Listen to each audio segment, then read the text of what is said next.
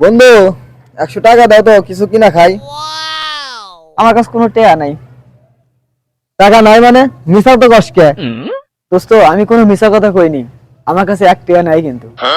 তার মানে তুই আমার টাকা দিবি না? যা।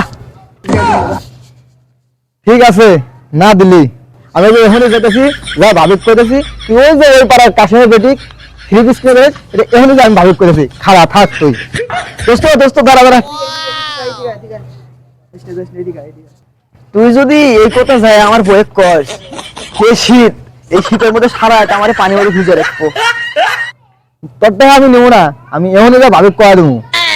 আমার বইরে কইলে আমার মান সম্মান সব পাঞ্চার হয়ে যাবো। নাইলে দোস্ত তুই আরো আমার থেকে এই নি 200 টাকা দোস্ত, আর বলিস না।